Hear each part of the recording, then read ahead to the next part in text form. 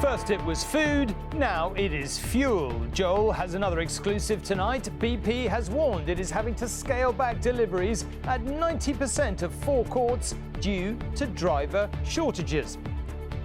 The government really does need to get a grip with the hauliers, with the oil companies involved, of the HGV driver situation before it gets out of control.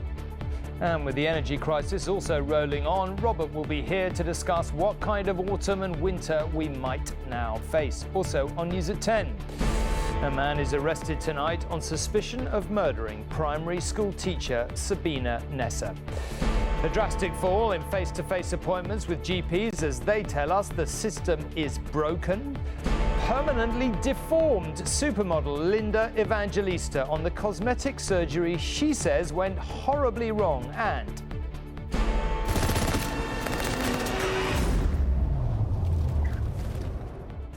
it is finally Bond, Commander Bond, as the Navy honours Daniel Craig for all he has done for the armed forces.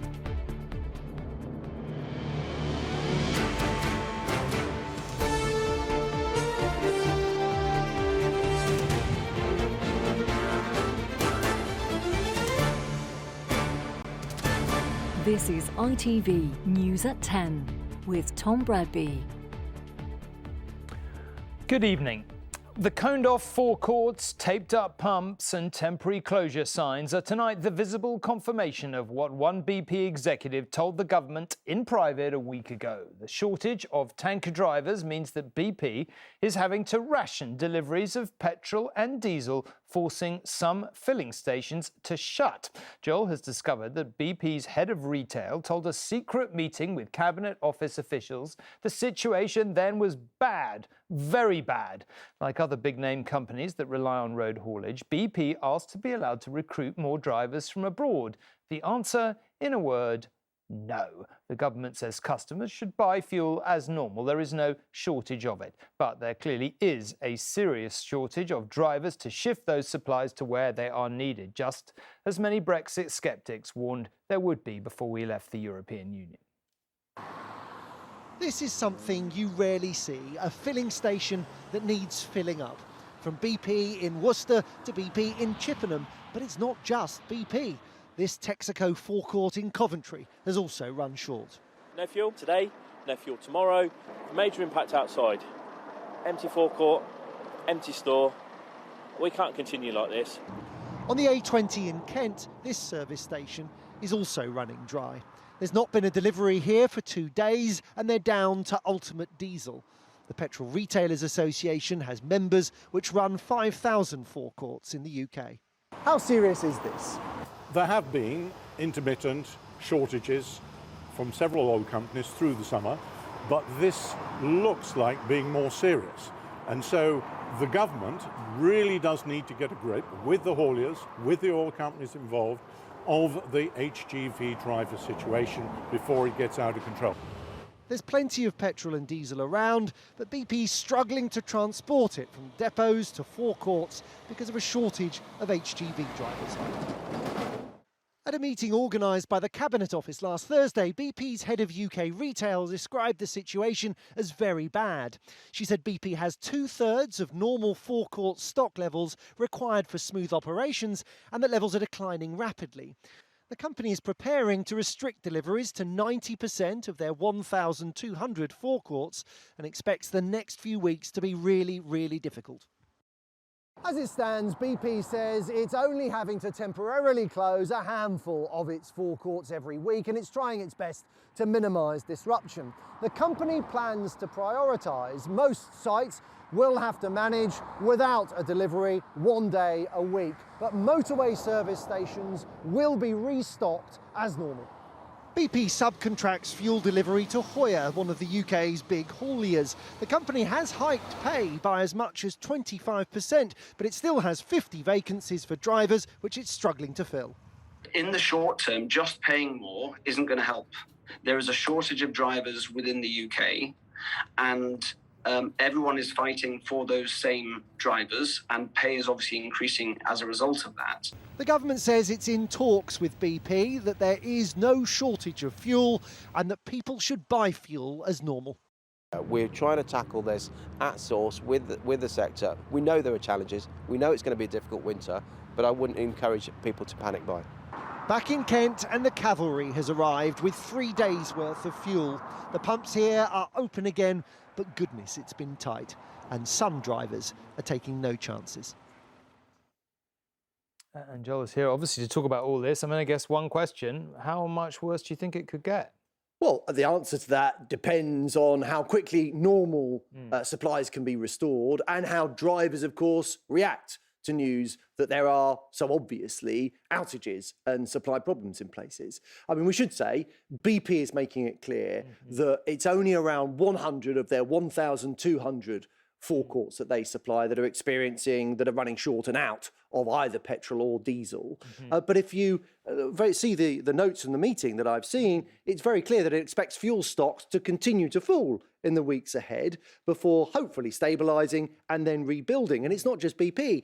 Texaco and Esso have said that they're being impacted by a shortage of lorry drivers too. The point here is the supply chain is under enormous pressure and companies are saying to government in private, look, why are we taking a risk on this?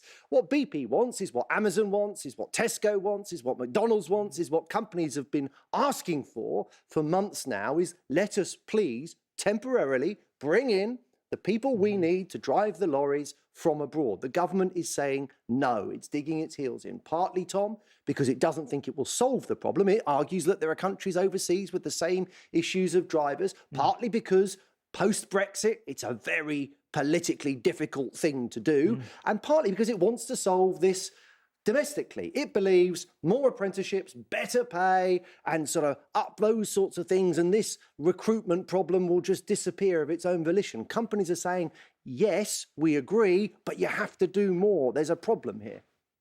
OK, it is quite a standoff, Joel. For now, thank you very much indeed. Well, let's move on from problems with supplying petrol to the pumps to the ongoing issues with that other form of energy, gas. The 1.5 million people who've seen their energy suppliers go under because of the leap in wholesale gas prices will, ministers made clear today, end up paying higher bills. When those customers are moved to a new supplier, they won't take their cheap rates, too cheap as it turns out, with them. Energy prices continue to rise and more companies are buckling and going bankrupt, impacting nearly 1.5 million consumers. Concern around the country grows as we head into the autumn. Some are worried, others terrified. Yasmin's supplier has gone bust and she's concerned at the prospect of her bills rising. I budget by going online and knowing exactly how much I'm going to spend.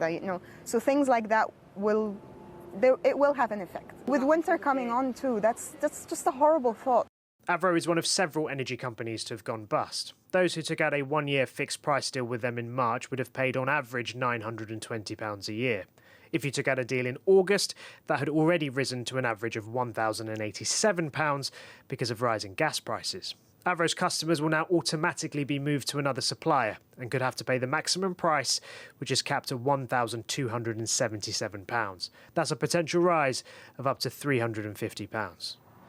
Energy company Utilita is now no longer taking new customers. They're warning that the current system just doesn't work.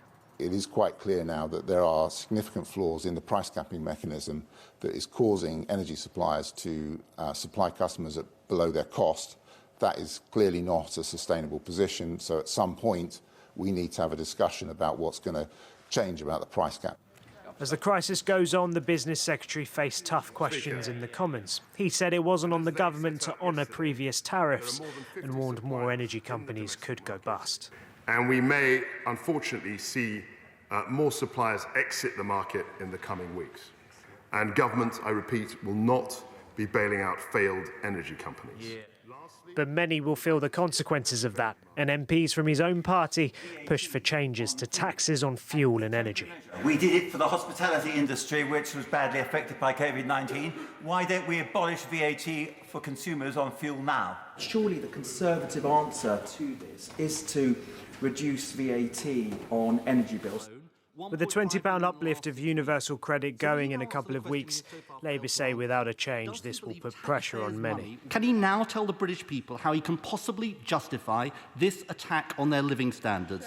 Isn't the truth there can be no defence for it, and the only right, proper and fair thing to do is to cancel the cut. As the government continues to deal with this crisis, there is pressure to minimise the financial impact on us all. Shihab Khan, News at 10, Westminster. And Robert is here to talk about all this. Look, in essence, it's beginning to seem like it's going to be a potentially quite a difficult autumn and winter, certainly for the government and for all of us. I'm sure that's right. And I'm afraid this onslaught on our living standards is going to go on to at least next spring. I want to take you through some numbers that I've done tonight. So the energy price cap, which, we've just heard Shihab talking about, going up on October the 1st from £11.50 to £12.77 a year for dual fuel. It's a rise of 11%. Now, that's when furlough is ending. That'll hurt some people's living standards. And, of course, it's when the £1,000 a year uplift to universal credit is ending. I don't know if you're aware of this. That universal credit removal is the same day as Boris Johnson's giving his big speech to Tory conference. I don't think he's going to be swanking about that to the audience there. And as we rumble through the autumn, you've probably heard John Allen, the chairman of Tesco, on my show last night, saying he's expecting food inflation of around 5%. Now, wholesale energy prices are way higher today than they were when the latest price cap was fixed. So there'll be another increase in the price cap in April of next year, which, on my calculations, based on the current wholesale price, will rise by a further, believe it or not, 17% to about 1,500 quid. Now, that's when the 1.25 percentage point increase in national insurance kicks in, taking £12 billion from us and from businesses. So another blow to our living standards. This is all really quite serious. Now, on top of that, when energy companies go down and they're rescued, that goes into a levy, which I calculated something like current projections of energy companies going down. That's another 80 quid on top of all of that. This is very serious stuff. Finally, the Prime Minister hopes he's going to be bailed out by rising wages. If wages go up to the extent that they would need to, that would mean serious inflation. That would mean interest rates going up, which is the last thing he wants. OK, Robert. It's a mess. For now. No, it's a very serious mess. Yeah, I understand indeed. Thank you very much for now. Now, 6 days on from the killing of primary school teacher Sabina and Nessa, there have been two significant developments this evening in the hunt for whoever did it. First, police said they had arrested a 38-year-old man. They've also released 4 photos taken from a CCTV video of a man they want to interview. They believe Miss Nessa was killed in a 5-minute window, probably by a stranger, as she walked from home to the pub she never reached. Cator Park is eerily quiet tonight. These visitors came together to remember a woman who was killed as she walked here alone. 28-year-old primary school teacher Sabina Nessa was attacked as she made the 5-minute journey to meet a friend for a drink on a Friday night. Police tonight confirmed they have arrested a 38-year-old man on suspicion of her murder. They also released these CCTV images of a man they want to speak to, seen here in Pegler Square, which is next to the park, on the evening Sabina was attacked. They are searching too for this silver vehicle, which the man is believed to have access to. It's not the first time today police have appealed to the public for help with this case. Maybe you saw someone acting strangely inside the park or running away from it. If you were in the area, please think back and let us know if you have any information. Sabina left her home in Astle Road in Kidbrooke just before 8:30 p.m. on Friday night and made her way towards the Depot pub to meet a friend, but she never made it. Police believe she was approached by an individual and attacked as she made the short walk through Cator Park. Sabina's body was found a short way away from this footpath, but not until nearly 24 hours after she was attacked.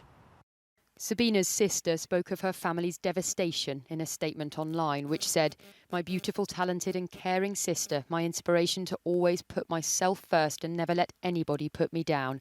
Never in my life did I or my sisters or my mum and dad think this could happen to us."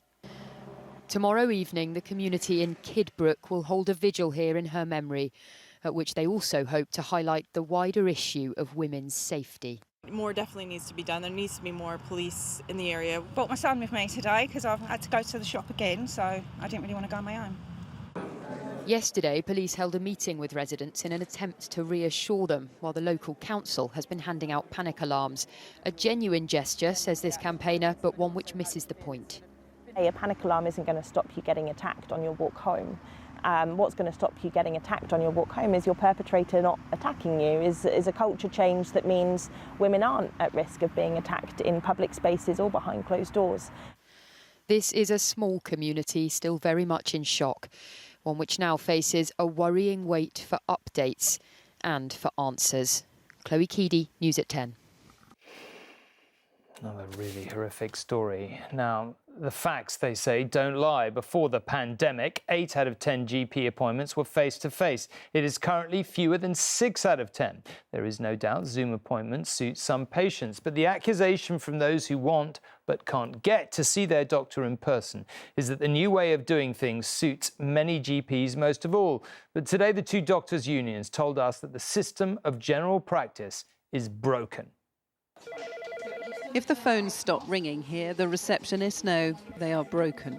Every day there are too many calls for them to answer. That never stops them trying, though. But this is the reality at the West Hampstead Medical Centre.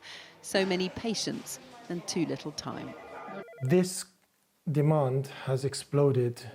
One of the partners here, Dr. Al-Qaswini, says his job is now unrecognisable given the extra work he's having to do.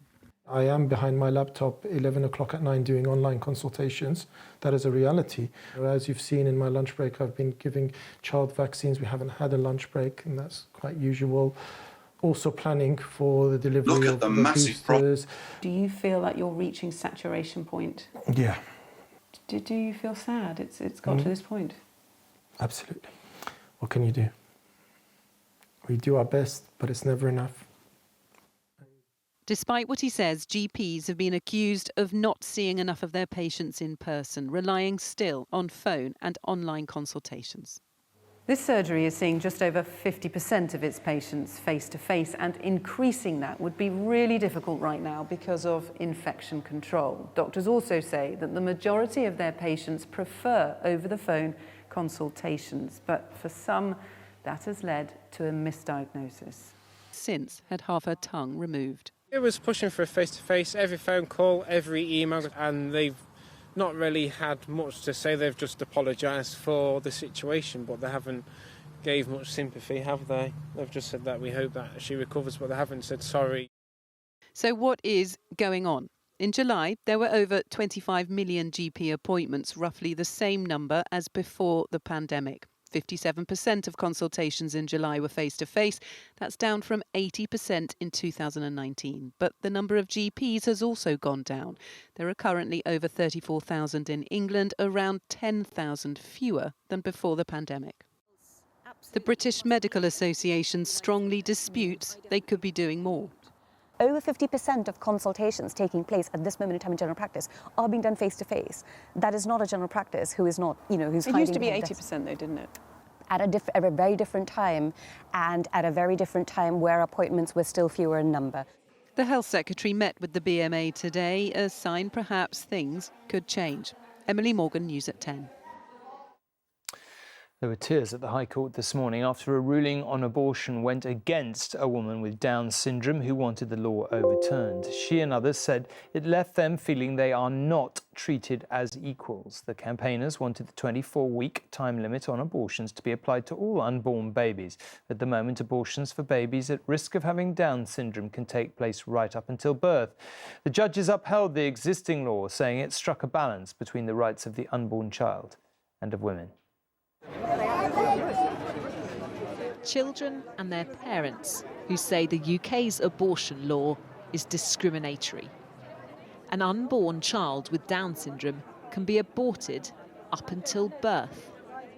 Heidi Crowther came to the High Court to argue that stigmatises people like her. But the judges dismissed the case.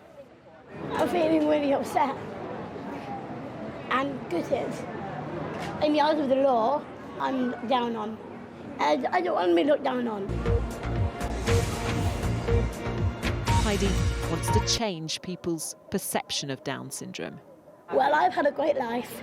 I live on my own for 5 years, and I met my husband online. The court system made me feel that my life is not worth living. But I know it is, but the court didn't see that. There's a 24-week limit for abortion unless there's a substantial risk of physical or mental abnormalities. He's just so funny, he's amazing, and he amazes me every day. The things that he can do, the things that he can achieve. Moya was 34 weeks pregnant when she discovered her son had Down syndrome.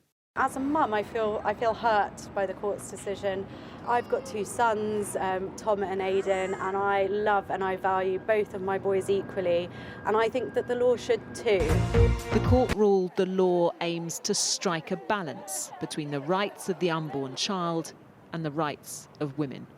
These can be incredibly complex circumstances. Women need the time and space to be able to make decisions, understand the condition that they're facing, speak to their healthcare professionals and make the decision that is right for them and their families. And that is the legal framework that we have, and it's absolutely the right one. Heidi and Moya say they'll keep on fighting and plan to appeal. Rebecca Barry, News at 10. The phrase levelling up is, the Prime Minister would claim, one of the cornerstones of his vision for the UK. But what exactly does it mean? Tonight we have 2 exclusive pieces of research which show, firstly, that most people don't actually know what the government means by the phrase, and secondly, and perhaps more worryingly, nor do some ministers in the government, as shown in contradictory claims made for the policy. And there is no yardstick by which to measure progress either. One is expected to emerge, though, from a policy statement due later in the autumn. They're still having fun at the fun fair in South Shields. But it's a town that's seen too many ups and downs. Unemployment here is higher than anywhere in the northeast. What hope do they have of being levelled up? Not the jobs, it's not the prospects, is what there is down south. So it's going to take a lot of levelling up. Away from the seafront, there's not much life left in the town centre, and expectations of a better one are low. Our survey showed that here in the northeast, just 46% of people felt they had equal opportunities, the lowest figure in the country, closely followed by Yorkshire and the Humber and the northwest. How many of you think you're going to have to move away from South Shields to get a good job in future? All of you. For these sixth formers at St Wilfrid's School, jobs are what they want. They doubt levelling up will provide them. We're all thinking about pushing down to the south because we feel like in the future there's not going to be job opportunities for us here. How much difference would it make to you if the town centre's done up? Yes, it is the focal point of our community, but is it really the most outstanding issue that we have? But the local MP believes a plan to move a further education college into the town centre could help. They're asking for £20 million from central government. That will increase the footfall into our town centre by about 10,000. That can revive us. We've had a really tough time, like a lot of coastal communities. We need this. This can help us get back on our feet. So what do people think the priority should be for levelling up? Our survey showed that most important was better job opportunities, followed by town centre regeneration, investment in transport, then culture, and least important, moving civil servants out of London. It's a policy that's meant to level up the whole country. Across the border in Scotland, the town of Hollyoaks has also seen better times. The woolen mills have closed and shops along the high street are shutting too. Few expect the government to help. In Scotland, our survey showed that an astonishing 71% of people didn't understand what levelling up means. When it was explained to them, just 43% said they had any confidence it would happen here. Butcher Lindsay Grieve thinks he knows how to carve out a future for the town, build a new railway that connects it to Edinburgh and Carlisle.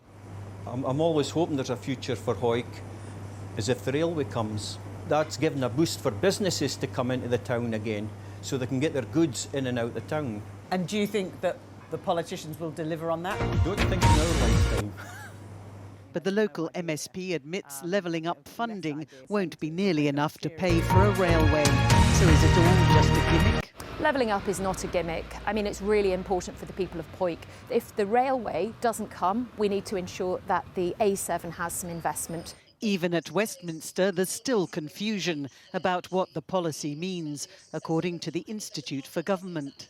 The risk without clear measurements and clear criteria for success is that you get money, effort, time spread too thinly across a bunch of different, possibly contradictory policy priorities. The scale of the challenge isn't in doubt. Whether levelling up as billed is equal to it, much harder to judge. Libby Vina, News at 10, Scotland. The model Linda Evangelista, together with Cindy Crawford, Naomi Campbell and Claudia Schiffer, put the word super into supermodel in the 1980s. And whilst they're still out there, nothing has been seen of Linda Evangelista for 5 years. Today we found out why. She says a cosmetic fat removal procedure went wrong and she is no longer recognisable, permanently deformed, as she put it on her Instagram, and it has turned her into a recluse. She was so successful, the word supermodel was coined especially for her and those she strutted alongside. The lights shone brightly for the women who dominated the catwalks in the 80s and 90s. Film stars were their audience, and many of those careers continued to thrive. Except one. Linda Evangelista's. She seemed to just disappear. Last photographed in 2017. Today, we found out why. The non-surgical cool sculpting treatment is FDA cleared. After undergoing this non-surgical cosmetic procedure by applying targeted cooling to fat cells. The 56-year-old said she was deformed by it. Instead of shrinking her fatty tissue, hers grew. There is no harm to surrounding nerves or skin. She said on social media earlier, "It has sent me into a cycle of deep depression, profound sadness, and the lowest depths of self-loathing. I'm so tired of living this way." The star who once graced premieres with her presence, now a recluse because of the operation's effects. That damaged skin can be discolored, can be painful, can be uncomfortable. Ash Mosarabi is a plastic surgeon and knows the surgery and the dangers well. Yeah, it's commonly known problem. It is rare, but when it happens, it can be quite devastating. And it can be quite difficult to correct. If it's done well, it works well in majority of people, but there is a risk element to it. Linda Evangelista deemed that risk was worth taking. The company has failed to comment, but friends of the model came out in support. Christy Turlington said simply on Instagram, "You are loved." Cindy Crawford wrote, "Your strength and true essence are forever recognisable and iconic."